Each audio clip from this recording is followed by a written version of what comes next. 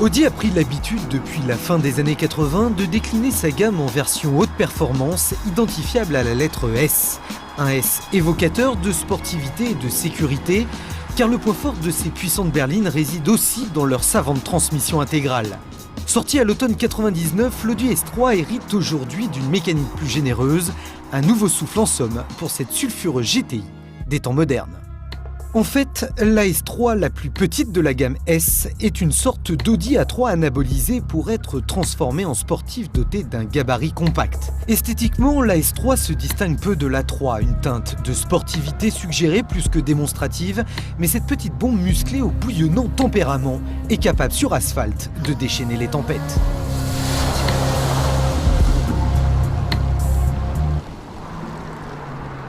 Il faut donc avoir l'œil exercé pour reconnaître les quelques subtiles modifications de style. Identifiable d'abord par ces deux petits logos S estampillés sur la calandre et la malle, l'Audi S3 au capot ventru et aux ailes joufflues s'enrichit d'un discret béquet arrière et d'une mini-jupe latérale. Pour couronner l'ensemble, la S3 hérite en série d'une double sortie d'échappement, de jantes 17 pouces caractéristiques en alliage léger et de phares au xénon.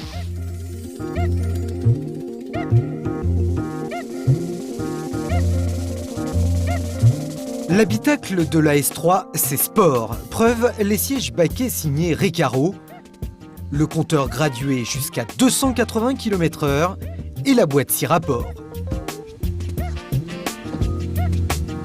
Mais on n'a pas lésiné sur la qualité de finition exceptionnelle, une constante chez Audi. Le plus joli concerne la laque noire, brillant, cerné de cuir et d'alcantara, qui habille l'ensemble de la console centrale et les contreportes.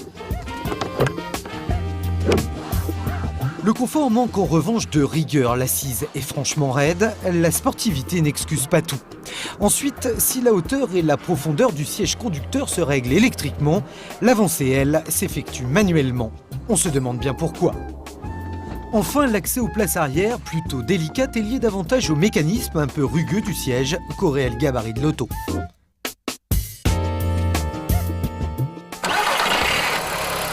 Audi a donc survitaminé son jouet de 15 chevaux. Le 1,8 litre turbo compressé à 5 soupapes par cylindre, équipant déjà l'Audi TT, développe désormais 225 chevaux. Sur le papier, 15 chevaux de plus, c'est peu, mais en fait, l'Audi S3 en avait besoin. Les accélérations sont devenues plus linéaires mais brutales, le couple plus présent à bas régime, les reprises très énergiques. Collée au bitume, elle impressionne par sa rigueur malgré une boîte de vitesse au guidage imparfait. En revanche, l'amortissement même raffermi devient désagréable lorsque la route est déformée. Sa tendance naturelle au sous-virage est largement contrôlée par un ESP, un contrôle électronique de stabilité omniprésent, au détriment des sensations. Mais attention, les limites de l'engin sont difficiles à cerner. Au moins, la S3 freine en 64 mètres à 130 km/h, comme une Porsche, une référence. Mais son véritable atout, c'est 4 roues motrices. En temps normal, le couple est transmis à 95% sur les roues avant, 5% sur les roues arrière. Elle réagit le plus souvent comme une simple traction, avec l'inertie que cela sous-entend. Mais à la moindre perte d'adhérence ou sur sol glissant, le couple est transféré pour partie sur les roues arrière. Elle devient donc plus efficace et sécurisante, là où les tractions ne le sont pas.